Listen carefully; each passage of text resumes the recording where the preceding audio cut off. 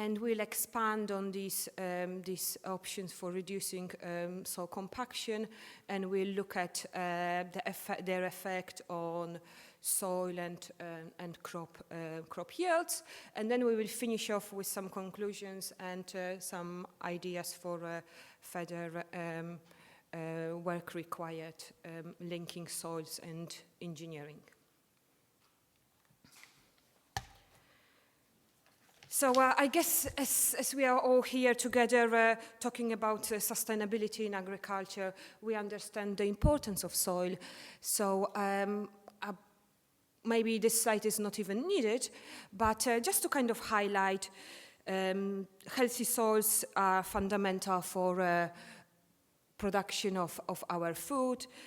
That's very, very important, especially in current times with world population increases. Quite a powerful point on our calorific demand, confirming that 99% of our calorific demand is met by food produced from soil, so that's crops and also animals being fed. It's quite scary to see that over 75% of soils in a global scale are classified as degraded. And I think most of us have seen that statement that a nation that destroys its soils the nation that destroys its soils destroys itself. So scientists in the US in 1019 attempted estimating the amount of water that we have on the planet. So I guess we all know that the Earth is quite a watery place. We know that there is a lot of water, but most of that water does not count as fresh water. So if you have good eyes, you'll be able to see three spheres, two larger ones and a very, very little one. So the largest sphere shows us all the water available on Earth, and its diameter is 1,385 kilometers. So that's all the water on the Earth. The medium size of sphere quantifies the amount of fresh water, the total amount of fresh water. So that's groundwater and water in lakes and rivers, and its diameter is 273 kilometers. And the smallest sphere that we can barely see, that's fresh water present in lakes and rivers. So that's excluding groundwater. And the diameter of that sphere is 56 kilometers. Okay, so I guess we know the importance of water, and we've been talking about managing water in a sustainable way. That's probably not that new to us. But my colleague Simon Jeffrey at Harper Adams tried to use the same approach to estimate the amount of soil available on the planet. So how much fertile soil there is on Earth. So Simon initiated the estimation by doing an internet search on actually the amount of land used in agriculture, and depending on the source, it kind of the values ranged quite a lot. He chose the largest number actually given by FAO, which was 4.2 billion hectares of land which is used for agriculture. So that's kind of the area used in agriculture. Then it was necessary to assume how deep the soil is. So we're kind of concentrating on topsoil, and we know that topsoils vary across the world, and the assumption was made to go for 20 centimeters. So based on these two assumptions, we get a volume of soil which is 8,400 kilometer cube. So let's kind of try to relate that to the work that the estimations that the US scientists on water have done. So how big is that sphere? So that 8,400 kilometers cube, it's a sphere that has a diameter of 25 kilometers. So that's actually half of a diameter of the smallest sphere that we had on water. If we put it on the map of the US, we would struggle to see it. So that's why we have it here on the map of the UK. So this is all the topsoil that we have available in the world. So that highlights how critical sustainable soil management is, and adding to the fact that soils form very, very slowly in our climatic conditions, probably up to 1 centimeter of soil gets formed in 300 years. That's really crucial to make sure that soils are managed in a sustainable manner. However, what we know, what happens, this 1 centimeter of soil can be easily lost in an hour or a day if some significant erosion problems happen on a specific site. Okay, so it's kind of, yes, how much soil we have? We do not have that much. Linking to kind of machinery and engineering, and reflecting on machinery weights and sizes, we can see that over time the average weight of agricultural machines have increased. So has increased by a factor of 7, by a factor of 14, depending where our baseline is. So depending if we're kind of comparing it to really basic systems where animals were used, or initial tractors. Overall, we can say that even with significant developments in tires, in terms of tire sizes, tire flexibility, tire constructions, still these weights are putting a lot of pressure on agricultural soils, and that our subsoils are in danger of being compacted permanently. Okay, so we typically use large machines that are heavy and have impact on soil. How do we use them actually? So colleagues from Czech Republic looked at monitoring traffic patterns on typical agricultural land. So this image comes from a large, intensive agricultural production of winter wheat, with all the field operations listed. And it's been concluded that extensive areas of our fields get trafficking.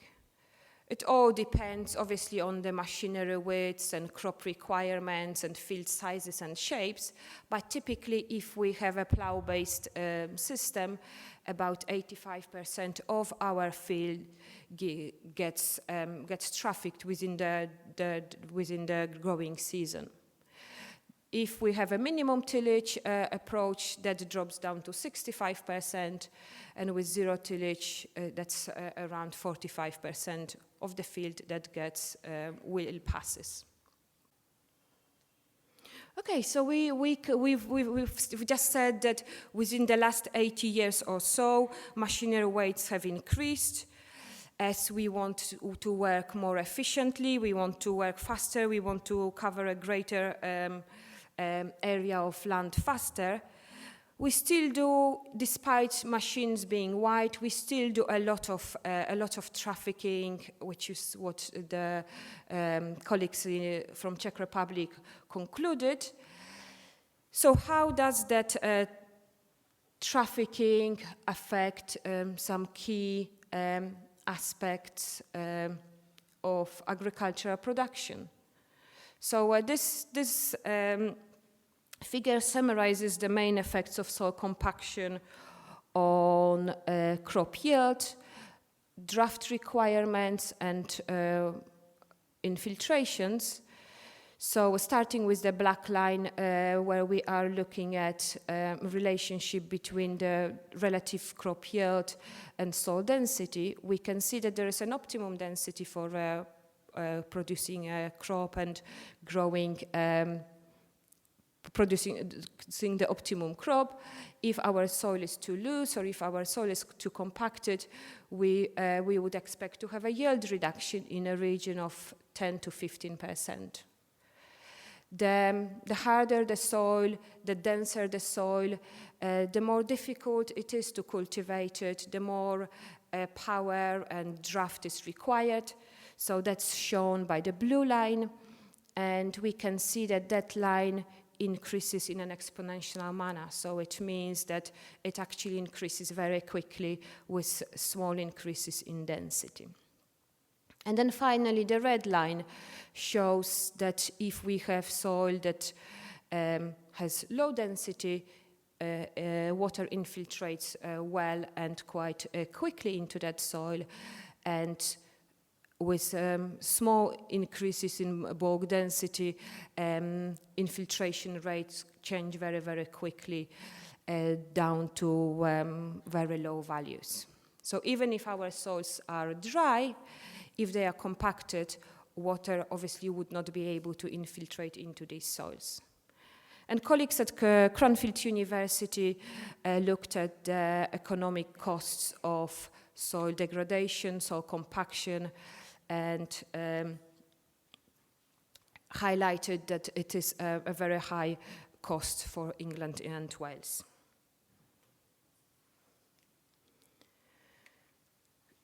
Scientists from Aarhus University in Denmark used the X-ray computed tomography method to observe the impact of agricultural traffic on soil porosity. So I think these two images are quite powerful. We can see much more pores, much more larger pores, longer pores, better connected pores in a soil that has not been trafficked, and then the total porosity and the size and shape of these pores and connectivity decreases. So that kind of links quite well to the previous slide where we said we would have yield penalty, we would have infiltration rate problems if obviously the soil's porosity is very low. So what can we do to actually reduce the amount of compaction on our agricultural land? So here we can see that we can use machines on tracks. As we mentioned, tire developments have been significant in terms of producing more flexible, larger tires of better construction, spreading the load uniformly, or using small, lighter, autonomous machines is also a viable option. In Australia and some other parts of the world, and some farmers in the UK opt for controlled traffic farming systems where machinery widths are matched, and as a result of that, we have some areas which are heavily trafficked and some areas, parts of the field, which do not see traffic at all. So what we're going to do now, we are going to quickly expand on these options, referring to some current and future research in these areas. So starting with machines on trucks, nearly 15 years ago at Cranfield University, there was a project looking at class combines on trucks and class combine on tires of similar weights. So looking at the photo on the left, we can see the way that soil displacement got measured in a controlled environment of a soil bin. And these three machines have been compared. So two class combines on tires versus a class combine on trucks. So the figure shows the amount of soil displacement within the soil profile.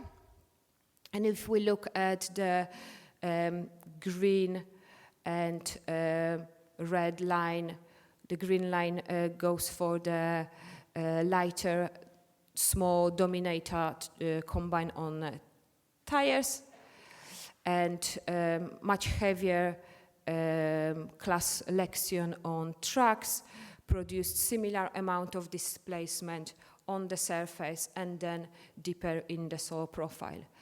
The amount of displacement created by the Lexion combine on tires was significantly greater on the surface and then deeper in the soil profile.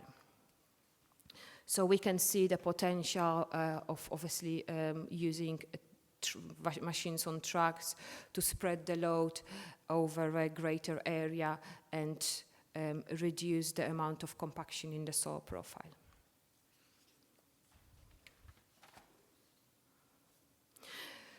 So another quite well-known and logical approach for reducing soil compaction is the use of controlled traffic farming.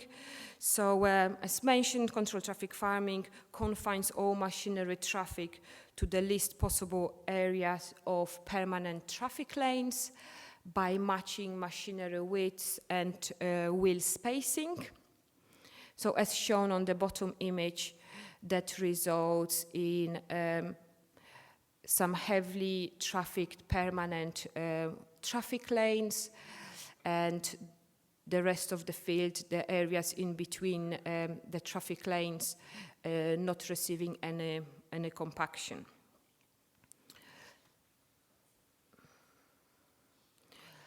So depending on the machinery widths and wheel spacing, controlled traffic farming, the area exposed to wheelings should be below 30% and could be even as low as 10 or 15%. And it's been shown that that results in improved soil structure. So the system is well used and implemented in Australia, but not that easy to fit in within the UK constraints, mainly in terms of field sizes, shapes, crop rotation, road and gate widths, and so on. But there are many farmers who implement that system and are happy with that. So in order to kind of expand our knowledge on controlled traffic farming and its feasibility for the UK conditions, we've established a long-term traffic and tillage experiment based at Harper Adams, which aims to look at a range of traffic and tillage systems and their effects on soil structure, soil quality, crop yields, and the overall farming economics. So we initiated this experiment in 2011, and it's on a sandy loam soil.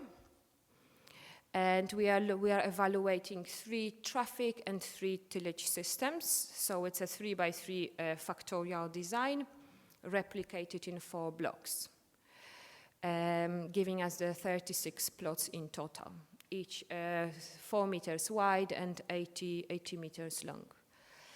And the table shows us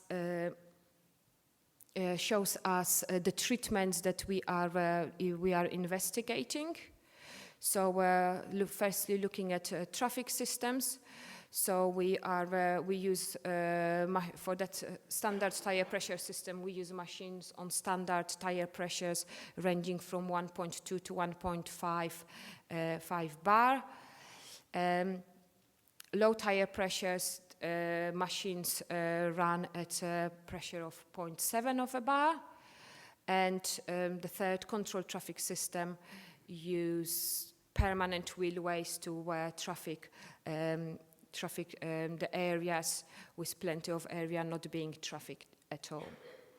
So the amount of trafficking and organization of traffic on standard tire pressure and low tire pressure plot links with the findings of the Czech researchers. So for these systems, we tend to have approximately 85 to 65, depending on the tillage system, area of the field gets trafficked, while for controlled traffic farming, on our plots, 30% of the area gets trafficked, but the way we actually collect our data allows us for estimation of yields and soil properties for a system which would be 15% traffic, which would be probably more conventional and typical for controlled traffic farming systems. So overall, the less we traffic, the more we improve our traffic systems, probably the less tillage we would require to have. So our other treatment is tillage. So it's all deep and shallow are conducted using a Wardenstadt top-down. So it's tine tillage at varying depths, 250 millimeters and 100 millimeters, and zero tillage. So I mentioned Wardenstadt supports us on the tillage and drilling equipment, and Michelin has been supporting us on low tire pressure systems as well. So on the left-hand side, you can see our crop rotation, which has been quite conventional, based on cereal crops, wheat and barley, with cover crop, spring oats, beans, and this year millet used as our break crops. So now I'll quickly take you through our key results found in this project. So starting with soil structure and really soil porosity, we've done some work with the University of Nottingham using X-ray computed tomography for scanning our soils to determine their structure and their porosity. So looking at the images on this slide, we can say that controlled traffic farming, as expected, tends to give soils with larger porosity and better connectivity, while we can also see visually that especially deep tillage plots, deep tillage soils would have signs of recompaction due to the soils being loose and light and then getting recompacted as machines travel over that soil, so lower porosity and worse connectivity of pores. Apart from looking at soil physical aspects, so physics, we've been assessing crop roots. So here there is quite a powerful example of our winter bean roots, showing the difference in the root architecture, the root density, and overall biomass for standard tire pressure plot on the left-hand side versus controlled traffic farming plot on the right-hand side. So we can see the difference is quite clear. Recently, for the last 5 years or so, we've concentrated on looking at the effect of tillage and traffic on soil health indicators. And these two spider web diagrams have been created to present kind of combined effect of traffic and tillage on these key soil health indicators. So if we look at the image, the spider web diagram on the right, that presents the effect of traffic on soil health, with 6 soil health indicators listed: soil aggregate stability, hydraulic conductivity, organic matter, earthworm population, springtails, and invertebrates. So we can see that aggregate stability, soil organic matter, and earthworms were not found significantly different, were not found significantly influenced by the traffic systems. But overall, we can say that the green line, which shows us the data for controlled traffic farming, tends to perform better in the indicators which have been found significant. So we can see that link between controlled traffic farming and improving soil health. If we look on the left-hand side, that's the spider web diagram for the effects of tillage on soil health, with the same indicators, and actually all the indicators have been found significantly affected by tillage. What we can see probably here, it's not that clear. We don't have a clear winner, tillage winner who would actually have positive effect on all these indicators, but it looks like deep tillage tends to do badly in most or all indicators, apart from hydraulic conductivity.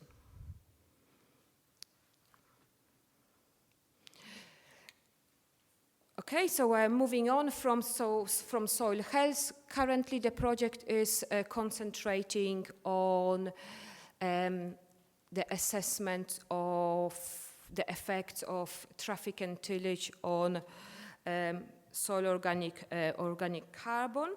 And here are our preliminary results looking at the total soil organic carbon stocks. And we can see that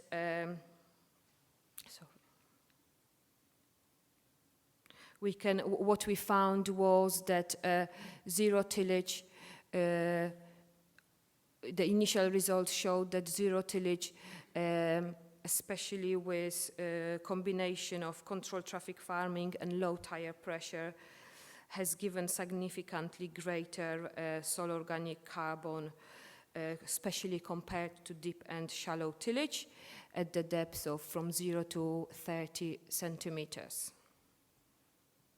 So it's still very, very kind of basic, and we need to assess that for a longer period of time.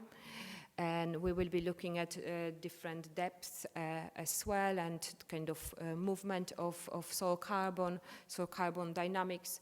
But the initial results show that zero tillage soils has the potential to store more carbon in the soil, and on our side that equates to 5 tons per hectare. So that's important given our aspiration and requirements to become carbon neutral. Moving on to the crop yield results.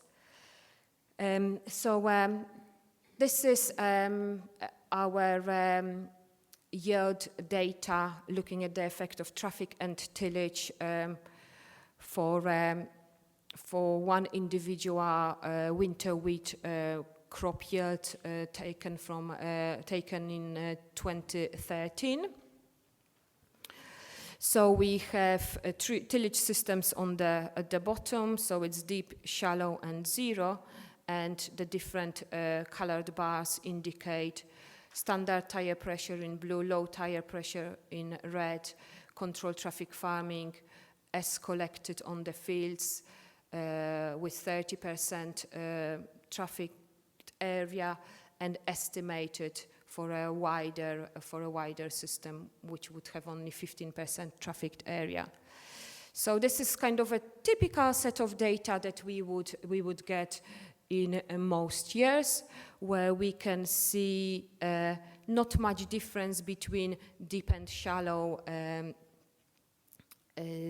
yields, and the overall increase in crop yield as traffic systems improve from standard to low tire pressure and controlled traffic farming for most tillage systems. So initially we experienced a yield penalty for zero tillage system, which we can kind of clearly see here, but I'll expand on it in a second. So in that year we could actually comparing our best and worst systems, so deep tillage with standard pressures, and comparing it to controlled traffic farming, 15% trafficked, we've actually found a yield improvement of 19%, but that obviously varied from year to year. So now I would like us to have a quick look at our long-term yield results. So that's effect of traffic on the long-term crop yields.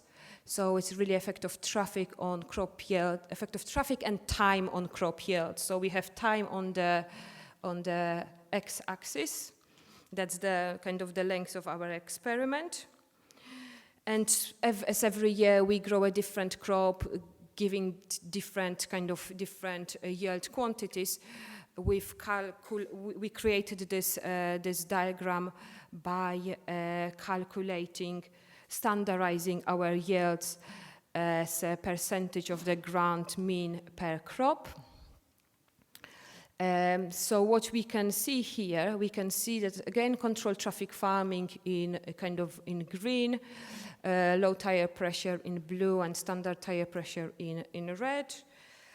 And we can see that the benefits of controlled traffic farming appear from the start of the experiment and are consistent over time. So typically controlled traffic farming would outperform the other two traffic systems, with standard tire pressures tend to giving us a slightly lower results, and low tire pressure being somewhere in the middle. So looking at that, we can conclude that for that site, controlled traffic farming can result in yield improvements on average 4%. For a wider system, we estimated it to be around 7%. So here we are looking at the effect of, so it's a similar figure when we are looking at the effect of tillage and time on crop yield.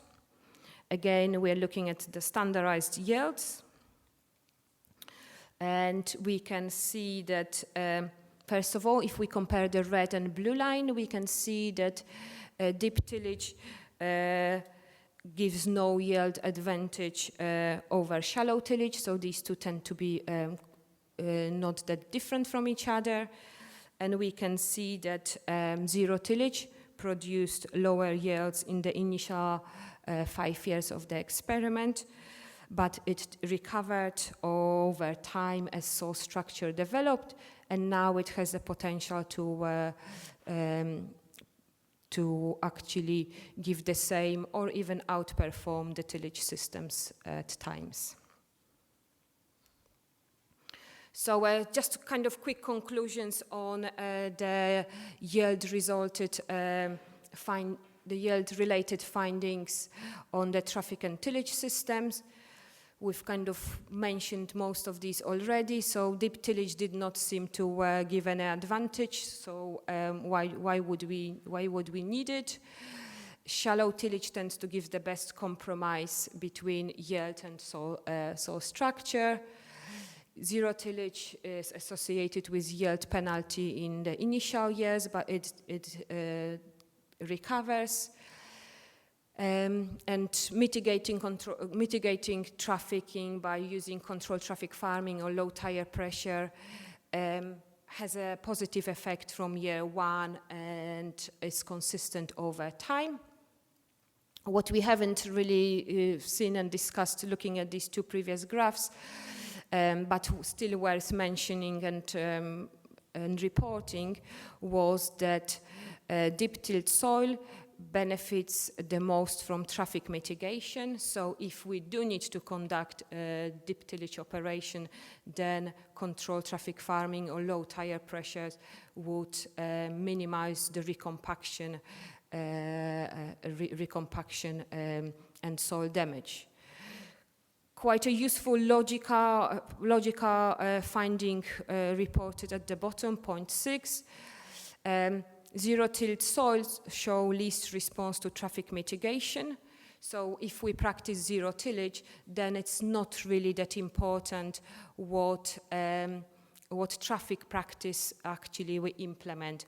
Our soils are going to have better structure and will be more resilient and will cope with any type of traffic. If you were interested in kind of looking at the economic aspects of our investigation, we recently published a paper in the Soil and Tillage Research Journal reporting the yield differences and taking it further to the full economical analysis. We had a similar investigation, kind of sister parallel experiment looking at the effect of traffic and tillage at the University of Illinois in Midwest US. Obviously looking at slightly different soils, so silty clay loam and corn and soybean crops. This experiment did not include controlled traffic farming, so its aim was mainly to look at the different approaches to trafficking, looking at standard pressures versus low pressures, and 3 different tillage approaches. You can see the differences, more intensive deep tillage versus shallow and no-till. I think I'm going to skip over, but again, we could see improvements in soil porosity and connectivity for soils that would have less intensive traffic.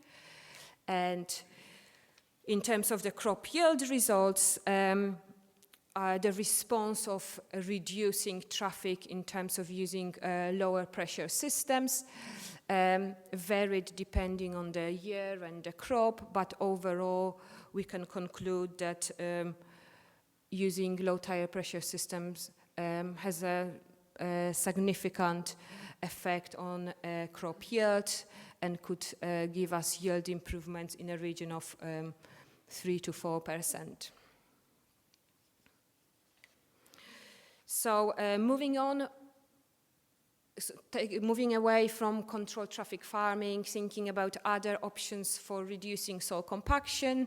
So colleagues at Harper Adams have been working in the area of small, light, autonomous vehicles with the hands-free hectare project starting probably about 5 years ago, and we have Kit Franklin here who's been in charge of that project.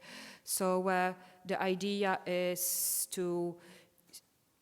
was to have one small field where autonomous vehicles would be used to grow arable crop without any operations being conducted by a driver in a seat, an agronomist entering the field.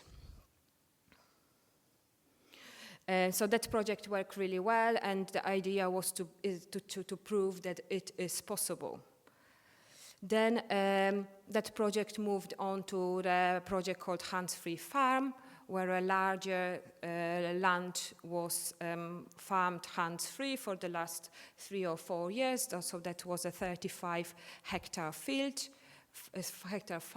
farm consisting of 5 fields with varying sizes and shapes and soil texture, and plenty of interesting features as footpaths or telegraph poles, which would obviously give a bit of a challenge to autonomous vehicles. But so really, these 2 projects confirm that lighter, smaller autonomous vehicles can be used for farming. And there was an economical analysis done looking at the cost of production of winter wheat crop for a conventional large-scale equipment versus small autonomous lower mass vehicles. And we can see the saving varying depending on the farm size between the conventional and autonomous equipment. So we can also see that there is a kind of the project showed that it's possible to do it, and it also has some financial gains. However, there are still some issues regarding actually autonomous vehicles being able to do this type of operations, be able to use on the commercial side of farming, such as is human supervision required, what training is required, how would a robot report incidents, would there be problems with robots being stolen if they were working on a particular field. However, there is a British Standard Code of Practice for crop robots, which has been recently developed, and it's expected to be circulated for public comments in early 2023. So these issues and limitations which kind of have been mentioned for a time are being addressed. Just before concluding, I just wanted to mention that we also have another project looking at regenerative agriculture, and I'm sure Ben will give us a good perspective of his experience in regenerative agriculture. What I wanted to say from the research point of view, that typically if we run an experiment, we would try to really change one variable to assess the difference. However, with different types of tillage system, that means that one system is not normally managed in an optimum manner, as all the other variables are the same. So, for example, we would change tillage system, but we wouldn't necessarily change drilling dates or agronomy, which are quite crucial, because these would be kept consistent from for the experiment to be robust. Last year we initiated an experiment which has a systems level approach, where we are investigating regenerative agricultural approaches versus conventional approaches, and that's done on that side where we have plot experiments, regenerative plots managed by independent agronomists with regenerative interests, and conventional plots managed by an agronomist, conventional agronomist. So the idea is that number of variables would be changed in terms of agronomy, drilling dates, crop rotation and things like that. And the idea is to assess the crop response to these two different approaches, obviously soil health and the overall economics. So this is really it's just really an experiment which we initiated very recently. Okay, so finally, these are our conclusions. So as when looking at the background information, we can see that compaction is an issue and it can reduce crop yields up to 15%, and it increases tillage energy, time and costs, reduces infiltration, and can have a negative effect on soil runoff and flooding.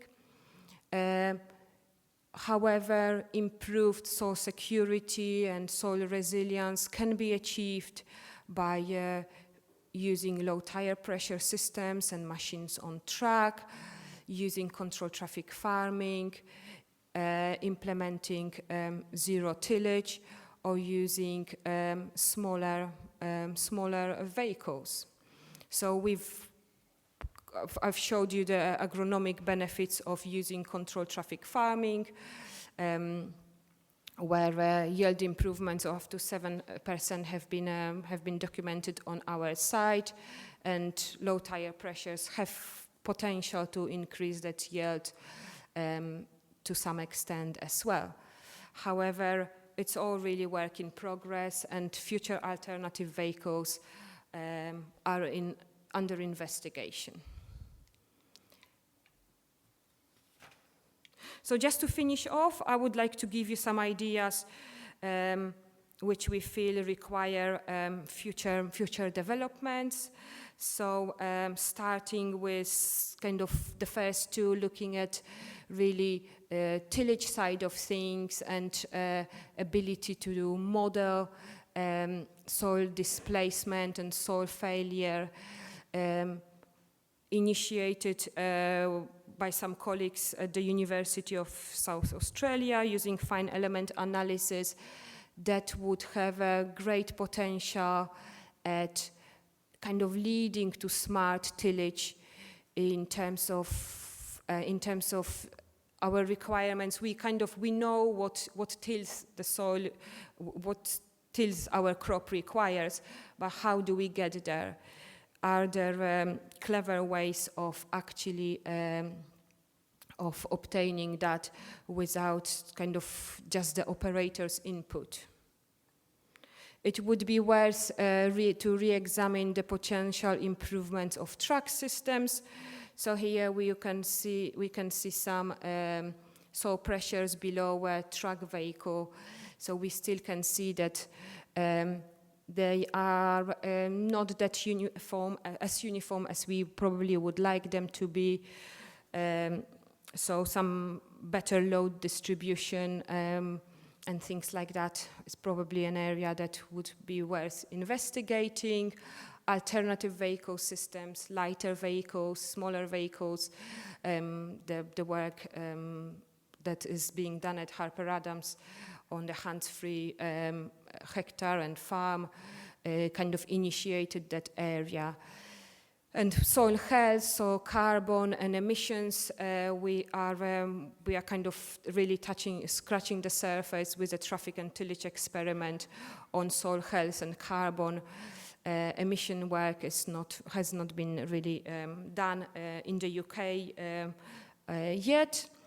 And I think the final one is really an interesting topic, to be able to use biophysical modeling to allow extrapolation of the results of or collected on individual sites to other situations, other soils, to kind of guide adoption and really any future requirements would be quite useful. So thank you very much. I'd like to thank you for your attention. I'd like to thank you, IAgrE, for giving me the opportunity to speak today. And I'd like to thank especially Douglas Bomford Trust and Morley Agricultural Foundation for the long-term funding of the traffic and tillage experiment. Also our commercial industry funders, technicians, colleagues, and doctoral students who've always worked hard and has been amazing at contributing to this project. Thank you.